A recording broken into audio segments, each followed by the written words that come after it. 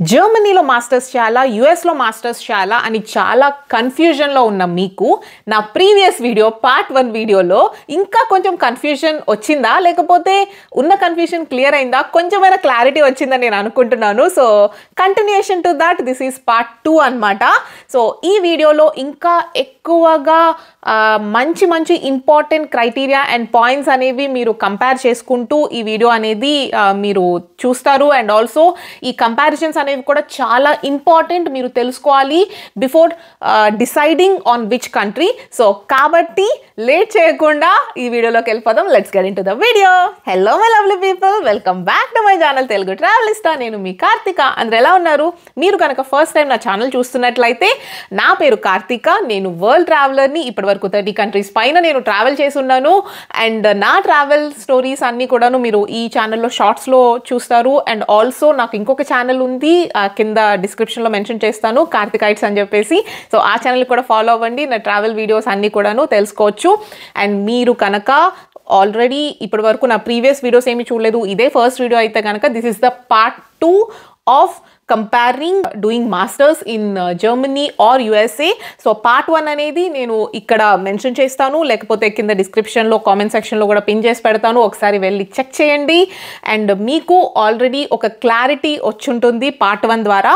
కానీ నేను చాలా ఇంపార్టెంట్ పాయింట్స్ అనేవి కవర్ చేయలేదు, ఎందుకంటే అప్పటికే వీడియో లెంత్ అనేది ఎక్కువైపోయింది. సో అందుకే నేను అక్కడితో కట్ చేసి నేను సెకండ్ పార్ట్గా నేను ఈ వీడియో అనేది చేస్తున్నాను అనమాట.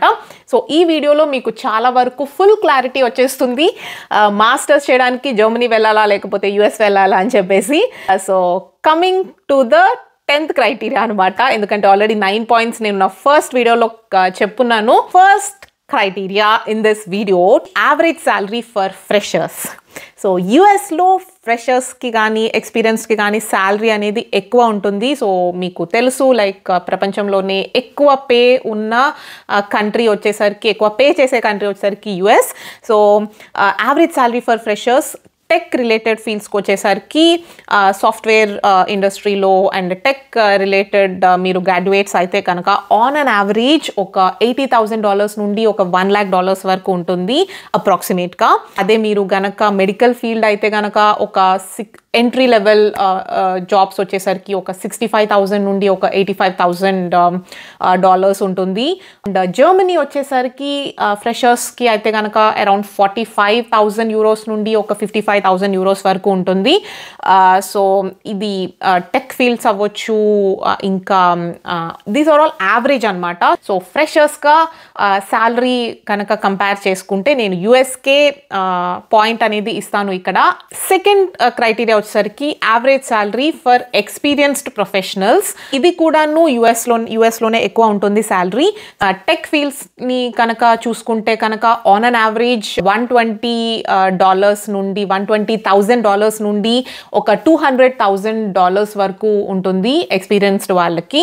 అండ్ మెడికల్ ఫీల్డ్స్ వాళ్ళకి ఎక్స్పీరియన్స్ వాళ్ళకి అయితే $200,000 నుండి ఒక $300,000 వరకు ఉంటుంది. సో ఇది ఒక యావరేజ్ బేస్ తోటి చెప్తున్న ఫిగర్స్ ఇవి. సో ఫస్ట్ ఇంకా మీరు ఎక్స్పీరియన్స్డ్ వాళ్ళకైతే యుఎస్లోనే ఎక్కువ అని చెప్తాను. జర్మనీలో ఎక్స్పీరియన్స్డ్ ప్రొఫెషనల్స్కి శాలరీ ఎంత ఉంటుంది అంటే యావరేజ్గా టెక్ ఫీల్డ్ అయితే కనుక ఒక €60,000 నుండి ఒక €90,000 వరకు ఉంటుంది.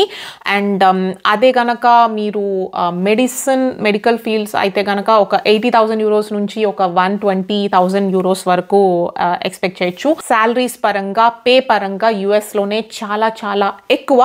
సో పే పరంగా చూసుకుంటే కనుక మీరు జర్మనీ అయితే మీరు ప్రిఫర్ చేయకండి. మీకు కనుక డబ్బులు ఎక్కువ కావాలి, ఎక్కువ సేవ్ చేయాలి అంటే మాత్రం యుఎస్ఏనే ప్రిఫర్ చేయండి.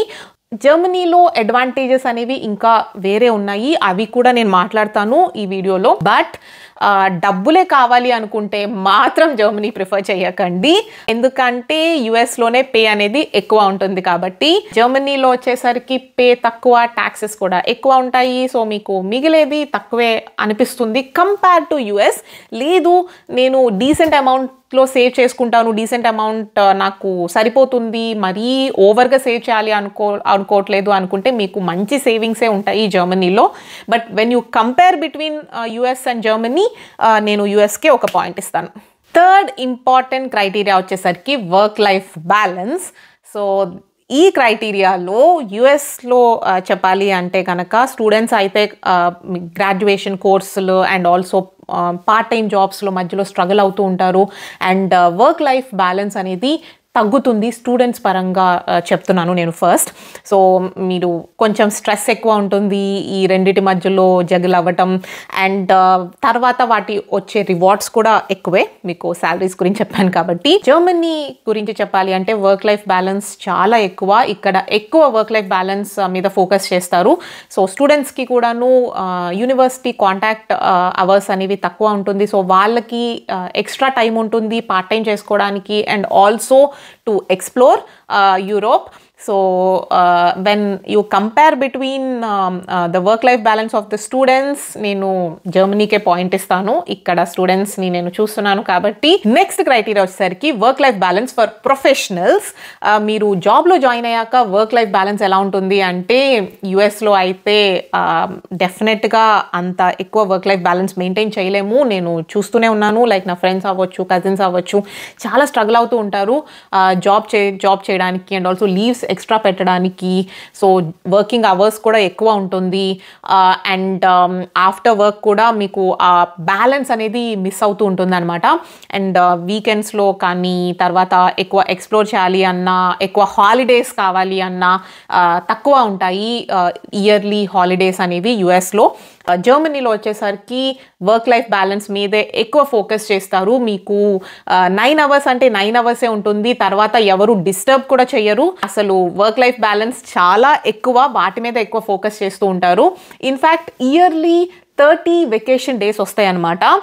మీకు 30 డేస్ వరకు వెకేషన్ కంపల్సరీ పెట్టుకోవాలి, కంపెనీ అనేది ఇస్తుంది. వెకేషన్ అనేది ఎక్కువ ఉంటుంది అండ్ ఆల్సో మీకు టైం దాటి తర్వాత, లైక్ ఇప్పుడు ఆఫ్లైన్ అయిపోయారు, వర్క్ అనేది అయిపోయింది, ఇంటికి వెళ్ళిపోయారు, తర్వాత మిమ్మల్ని ఎవరు డిస్టర్బ్ చేయరు, వెకేషన్లో కూడా మిమ్మల్ని ఎవరు డిస్టర్బ్ చేయరు. సో మీ వెకేషన్ మీది అన్నట్లు చూస్తారనమాట. So and also sick leaves అన్లిమిటెడ్గా పెట్టుకోవచ్చు, డిపెండ్స్. ఇఫ్ మీకు నిజంగా సిక్ అయితే డాక్టర్స్ సర్టిఫికేట్ తీసుకొస్తే కనుక మీకు వెకేషన్ లైక్ సిక్ లీవ్స్ అనేవి ఎక్స్ట్రా ఉంటాయి అనమాట. అవి 30 డేస్లో అనేది అయితే ఇంక్లూడ్ అవ్వదు. సో వర్క్ లైఫ్ బ్యాలెన్స్ పరంగా నేను జర్మనీకి చాలా పెద్ద థమ్స్ అప్ అనేది అయితే ఇస్తాను. మీరు డిసైడ్ చేసుకోండి, పేనా వర్క్ లైఫ్ బ్యాలెన్సా అని, ప్రశాంతంగా వర్క్ చేసుకోవాలా లేకపోతే డబ్బులు ఎక్కువ సంపాదించాలా అని చెప్పేసి. సో ఈ రెండు క్రైటీరియాని మీకు ఏది ఇంపార్టెంట్ అనేది మీరు చూస్ చేసుకోవాల్సి ఉంటుంది. సో నేను ఇక్కడ ఒక్కటే స్పెసిఫిక్గా అనేది నేను చెప్పదలుచుకోవట్లేదు, ఎక్కడ కూడా నేను చెప్పట్లేదు, మీకు రియాలిటీ ఫ్యాక్ట్ అనేది అయితే మీ ముందు పెడుతున్నాను. ఏ కంట్రీలో మీకు ఏది అవైలబుల్ ఉంటుంది అండ్ మీకు కావాల్సినటువంటి ప్రయారిటీ బేసిస్లో మీరు డిసైడ్ అవ్వండి ఏ కంట్రీ అనేది. నెక్స్ట్ క్రైటీరియా వచ్చేసరికి ఇది మాత్రం డెఫినెట్గా తెలుసుకోండి. మీరు ఆ కంట్రీకి వెళ్ళాలి అనుకున్నప్పుడు, మీరు ఆ కంట్రీలో సెటిల్ అవ్వాలి అనుకున్నప్పుడు తెలుసుకోవాల్సిన ఇంపార్టెంట్ క్రైటీరియా వచ్చేసరికి పిఆర్ అండ్ సిటిజన్షిప్. ఫస్ట్ వచ్చేసరికి అసలు ప్రాసెస్ ఏంటి అనేది తెలుసుకుందాము. యుఎస్లో అయితే ఫస్ట్ మీరు స్టూడెంట్గా ఎంటర్ అయ్యేది వచ్చేసరికి F1 వీసా బేస్ తోటి ఎంటర్ అవుతారు. ఆ తర్వాత మీ యొక్క స్టూడెంట్ స్టడీస్ అయిపోయాక వర్క్ పర్మిట్ తెచ్చుకోవడానికి H1B అప్లై చేసుకుంటారు. సో H1Bలో వర్క్ చేశాక కొంతకాలానికి అంటే 5 to 10 years తర్వాత గ్రీన్ కార్డ్కి అప్లై చేసుకుంటారు. అండ్ గ్రీన్ కార్డ్ వచ్చేసాక ఒక 5 years పడుతుంది మీకు సిటిజన్షిప్ రావడానికి. సో ఓవరాల్గా మీకు ఆన్ అన్ యావరేజ్ చూసుకుంటే ఒక 15 years పడుతుంది మీకు సిటిజన్షిప్ అనేది రావడానికి, మినిమం టు మినిమం అనమాట యుఎస్లో. అండ్ ఛాలెంజెస్ కూడా ఉన్నాయి, దాని గురించి నెక్స్ట్ పాయింట్లో మాట్లాడుకుందాం. జర్మనీలో ఏంటంటే మీరు ఫస్ట్ అయితే స్టూడెంట్ వీసాగా వస్తారు, తర్వాత మీకు ఒక 18 months అనేది టైం అనేది ఉంటుంది జాబ్ వెతుక్కోవడానికి. అండ్ వన్స్ జాబ్ వచ్చాక మీరు వర్క్ పర్మిట్కి ట్రాన్స్ఫర్ చేసుకుంటారు. అదే కనుక ఒక ట్రెస్ హోల్డ్ అనేది లిమిట్ అనేది క్రాస్ అయితే మీకు వచ్చిన జాబ్ యొక్క శాలరీ ఇది మీరు బ్లూ కార్డ్ లోకి కన్వర్ట్ అవుతుంది అనమాట మీ వర్క్ పర్మిట్ అనేది. సో బ్లూ కార్డ్ ఉన్న వాళ్ళకి 33 months కనుక మీకు బ్లూ కార్డ్ ఉండి మీకు లాంగ్వేజ్ జర్మన్ లాంగ్వేజ్ A1 వచ్చి ఉంటే మీకు పిఆర్ అనేది ఎలిజిబిలిటీ వస్తుంది, మీరు అప్లై చేసుకోవచ్చు. అదే కనుక మీకు B1 అనేది లాంగ్వేజ్ ఉండుంటే ఆల్రెడీ 21 monthsకే మీరు పిఆర్ అనేది అప్లై చేసుకోవచ్చు. అండ్ తర్వాత 3 yearsకి మీకు సిటిజన్షిప్ సిటిజన్షిప్కి అప్లై చేసుకోవచ్చు అనమాట పిఆర్ వచ్చిన 3 ఇయర్స్కి. సో ఇది జర్మనీలో ఉండే ప్రాసెస్ అనమాట. సో టైం వైజ్ చూసుకుంటే కనుక నేను జర్మనీకే పాయింట్ ఇస్తాను, ఎందుకంటే ఓవరాల్ టైం మీకు 5 to 6 ఇయర్స్లో పాస్పోర్ట్ అనేది వచ్చేస్తుంది మీరు గట్టిగా ట్రై చేస్తే జర్మనీలో. సో వీసా పరంగా ఛాలెంజెస్ గురించి మాట్లాడుకుంటే యుఎస్లో ఛాలెంజెస్ ఎక్కువ కంపారిటివ్లీ, ఎందుకంటే మీకు స్టూడెంట్ తర్వాత ఓపీటీ తీసుకుంటారు అండ్ ఓపీటీ తర్వాత H1Bకి మార్చుకుంటారు. కాకపోతే H1B ప్రాసెస్ లాటరీ అదంతా కూడాను చాలా ఛాలెంజింగ్గా ఉంటుంది. లాటరీలో అవ్వాలి లేకపోతే నెక్స్ట్ ఇయర్ అంటారు. సో అట్లాగా H1B రావాలి అంటే కూడాను ఈ ఛాలెంజెస్ అనేవి ఫేస్ చేయాలి. అండ్ తర్వాత H1B వచ్చినాక లిటరల్లీ చాలామంది లైక్ 25 ఇయర్స్ నుండి కూడా గ్రీన్ కార్డ్ కోసం వెయిట్ చేస్తున్న వాళ్ళు ఉన్నారనమాట. అండ్ ఇప్పుడు కూడాను ఇంకా ఆ క్యాప్ అనేది అయిపోయింది అంటున్నారు అండ్ 100 ఇయర్స్ పడుతుంది అంటున్నారు సో గ్రీన్ కార్డ్ రావడానికి. సో లాంగ్ టర్మ్గా మీరు సెటిల్ అవ్వాలి అనుకుంటే చాలా కష్టం యుఎస్లో. కొంతకాలం మీరు ఎక్కువ డబ్బులు సంపాదించి బ్యాక్ టు ఇండియా వచ్చేయాల్సి ఉంటుంది because of all these visa criteria and challenges వల్ల యుఎస్లో. జర్మనీలో ఏంటంటే వెన్ యూ కంపేర్ ఇక్కడ కొంచెం పిఆర్ అండ్ సిటిజన్షిప్ అవ్వచ్చు, ఈజీగా వస్తుంది. ఈజీ అంటే మీకు లాంగ్వేజ్ ప్రొఫిషియన్సీ ఉంటే గనక ఇంకా చాలా తొందరగా వచ్చేస్తుంది. మీకు కనుక పాస్పోర్ట్ వ్యాలిడిటీ ఒక 2 ఇయర్స్లో ఎక్స్పైర్ అవుతుంది అంటే బ్లూ కార్డ్ కూడా 2 ఇయర్సే ఇస్తారు. అండ్ తర్వాత మీరు మళ్ళీ పాస్పోర్ట్ రెన్యూ చేయించుకొని ఎక్స్టెండ్ చేసుకుంటారు for the next blue card. అప్పుడు మీకు బ్లూ కార్డ్ ఎక్స్టెన్షన్ అనేది వస్తుంది అనమాట. ఇనీషియల్గా అయితే 4 years depends on your passport validity blue card వచ్చేస్తుంది. అండ్ తర్వాత మీరు పిఆర్ అప్లై చేసుకున్నప్పుడు కూడాను మీకు 10 ఇయర్స్ వరకు వస్తుంది. సో సిటిజన్షిప్ కూడాను మీకు పిఆర్ వచ్చిన 3 ఇయర్స్ తర్వాత మీరు ఎలిజిబిలిటీ అవుతారు అండ్ మీరు సిటిజన్షిప్కి కూడా అప్లై చేసుకోవచ్చు. సో ఇక్కడ స్కిల్డ్ వర్కర్స్కి కొంచెం డిమాండ్ ఉంటుంది కాబట్టి అండ్ మీరు కనుక బ్లూ కార్డ్ వచ్చే జాబ్స్ అండ్ ఆ శాలరీ క్యాప్లో కనుక మీకు వస్తే కనుక చాలా సింపుల్ అయిపోతుంది for conversion. And for long term మీరు ఉండాలి అనుకుంటే లాంగ్వేజ్ వచ్చి ఉండి మీకు ఈ జర్మనీలో అంతా నచ్చితే కనుక డెఫినెట్గా ఇక్కడ లాంగ్ టర్మ్ అనేది ఉండొచ్చు. సో ఇక్కడ కూడా నేను జర్మనీకి ఒక పాయింట్ అనేది ఎక్స్ట్రా ఇస్తాను. నెక్స్ట్ క్రైటీరియా వచ్చేసరికి జాబ్ ఆపర్చునిటీస్. మన మాస్టర్స్ చేసిన తర్వాత నెక్స్ట్ జాబ్ ఆపర్చునిటీ ఎక్కడ ఏ కంట్రీలో ఎలా ఉంటుంది అని చెప్పేసి. సో యూఎస్ఏ గురించి చెప్పాలి అంటే మీరు స్టెమ్ ఫీల్డ్స్లో కనుక గ్రాడ్యుయేట్ అయితే మంచి ఆపర్చునిటీస్ వస్తాయి. లైక్ మీరు కంప్యూటర్ సైన్స్ గ్రాడ్యుయేట్స్ అయ్యి so MBA professionals so and also medical fields అవ్వచ్చు. సో ఏదైనా కూడా జాబ్ ఆపర్చునిటీస్ అనేవి యుఎస్లో ఉంటాయి ఎప్పుడు. అండ్ కాంపిటీషన్ కూడా ఎక్కువే ఉంటుంది.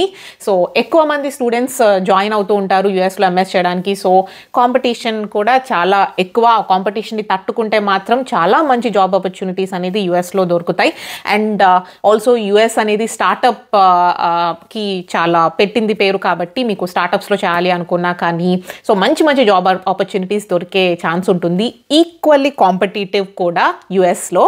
అండ్ జర్మనీలో కూడాను computer science graduates and also health care professionals bottle neck జాబ్స్కి మనకి చాలా డిమాండ్ ఉంది ఇక్కడ కూడాను. అండ్ ఇక్కడ సిచ్యువేషన్ కూడా ఎలా ఉంటుంది అంటే ప్రస్తుతం ఉన్న జాబ్ మార్కెట్ అయితే కొంచెం స్టేబుల్ లేదు, బట్ జాబ్స్ అనేది అయితే సర్చ్ చేస్తే దొరుకుతున్నాయి. సో కాంపిటీషన్ కూడా ఈక్వల్లీ సేమ్. సో నేను 2 కంట్రీస్ కంపేర్ చేయాలి అంటే మాత్రం ఇక్కడ నేను ఎవరికి పాయింట్ ఇవ్వను, ఎందుకంటే 2 కంట్రీస్ కూడాను సేమ్ ఒకే లెవెల్లో కాంపిటీషన్ ఉంటుంది, ఒకే లెవెల్లో జాబ్ ఆపర్చునిటీస్ కోసం సర్చ్ చేయాల్సి ఉంటుంది. సో యా రెండిట్లోనూ ఆపర్చునిటీస్ ఉన్నాయి కాబట్టి నేను ఇక్కడ దేనికి ఎక్కువ పాయింట్ అనేది ఇవ్వట్లేదు. అసలు మాస్టర్స్ చేయడానికి మెయిన్ ఇంపార్టెంట్ క్రైటీరియా మీరు చూసుకోవాల్సింది మీకు కావాల్సిన కోర్స్ వచ్చేసరికి, మీరు చేయాలి అనుకున్న కోర్స్ వచ్చేసరికి ఏ కంట్రీలో బాగుంటుంది అన్నది అయితే మీరు తెలుసుకోండి ఫస్ట్. సో జర్మనీలో అండ్ యుఎస్లో ఏ కోర్సులు చేయాలి అనేది అయితే నేను మీకు ఇక్కడ లిస్ట్ అనేది అయితే ఇస్తాను. సో ఈ కోర్సెస్ అయితే మీకు కంపల్సరీగా మీరు చెక్ చేసుకోండి. ఈ కోర్సుల్లో మీరు చేయాలి అనుకుంటే మాత్రం ఏ కంట్రీలో బాగుంటుంది అనేది బెస్ట్ కోర్సెస్ ఇవి ఈ కంట్రీస్లో చూసుకోండి. మీరు చేయాలనుకుంటున్న కోర్స్ ఎక్కడ చేస్తే బాగుంటుంది అని మీరు డిసైడ్ అవ్వాలి అనుకుంటే ఈ లిస్ట్ అనేది మీకు డెఫినెట్గా హెల్ప్ అవుతుంది. నెక్స్ట్ ఇంపార్టెంట్ క్రైటీరియా వచ్చేసరికి ఇండస్ట్రీస్ అన్నమాట. మీరు చేసిన కోర్స్ కనుక ఏ ఇండస్ట్రీకి సంబంధించింది, ఆ ఇండస్ట్రీస్ ఆ కంట్రీలో ఉన్నాయా లేదా అనేది అయితే చూసుకోండి. సో ఇక్కడైతే నేను మీకు ఇక్కడ లిస్ట్ అనేది అయితే ఇస్తాను, యుఎస్కి అండ్ ఆల్సో జర్మనీకి ఇండస్ట్రీస్ ఎక్కడ మీకు ఏ ఇండస్ట్రీ అనేది ఉంది అండ్ వాటిలో మీకు మీ కోర్స్కి జాబ్ ఆపర్చునిటీస్ అనేవి మీకు దొరుకుతాయి. కాబట్టి మీ కోర్స్కి తగ్గట్టు ఏ కంట్రీలో వాటి యొక్క ఇండస్ట్రీస్ ఉన్నాయనేది అయితే మీరు చూసుకోవాలి. ఇది మాత్రం నేను పాయింట్స్ చెప్పట్లేదు, సో మీరు కంపేర్ చేసుకోండి. మెయిన్ ఇంపార్టెంట్ క్రైటీరియా అనేది అయితే కంపేర్ చేసుకున్నాము ఈ 2 వీడియోస్లో కూడాను. ఇంకా ఏమైనా మర్చిపోయానా కంపేర్ చేయడానికి అనేది అయితే నాకు ఇప్పుడు కరెక్ట్గా తట్టట్లేదు. మీకేమైనా తెలిస్తే ఆర్ ఇంకా ఈ క్రైటీరియాస్ కూడా కంపేర్ చేయొచ్చు యుఎస్కి జర్మనీకి అంటే కనుక నాకు కింద కామెంట్స్లో మెన్షన్ చేయండి. సో మేబీ పార్ట్ 3 కూడా రావచ్చేమో, తెలీదు, వి నెవర్ నో. బట్ మీకు ఈ వీడియో నచ్చిందని నేను అనుకుంటున్నాను. నచ్చితే ప్లీజ్ లైక్ చేయండి అండ్ మీ ఫ్రెండ్స్కి షేర్ చేయండి, ఎందుకంటే చాలా ఇన్ఫర్మేటివ్ వీడియో అండ్ నేను చాలా రీసెర్చ్ చేసి నేను ఈ వీడియో అనేది అయితే చేస్తున్నాను. సో ఇది నాకు తెలిసిన ఇన్ఫర్మేషన్. మీకు ఇంకా ఏమైనా ఎక్స్ట్రా తెలిస్తే కనుక మీకు కామెంట్స్లో చెప్పండి, మనం మాట్లాడుకుందాము. డెఫినెట్గా నేను అన్ని కామెంట్స్కి రిప్లై ఇస్తున్నాను, మీకు తెలుసు. మీరు కనుక నా ప్రీవియస్ వీడియోస్ కనుక చూడకపోతే నేను ఇక్కడ మెన్షన్ చేస్తాను, కింద డిస్క్రిప్షన్లో అన్ని లింక్స్ ఉంటాయి, ఒకసారి వెళ్ళి చెక్ చేయండి. చాలా ఇన్ఫర్మేటివ్ వీడియోస్ చేశాను. నా వీడియోస్ నచ్చుతున్నాయని నేను అనుకుంటున్నాను. సో మీరు ఛానల్ని చూస్తున్నారు అంటే please consider subscribing and also hit the bell button, ఎందుకంటే నేను ఎప్పుడు వీడియో అప్లోడ్ చేస్తే మీకు నోటిఫికేషన్ వచ్చేస్తుంది. కాబట్టి బాయ్, మళ్ళీ నెక్స్ట్ వీడియోలో కలుద్దాం.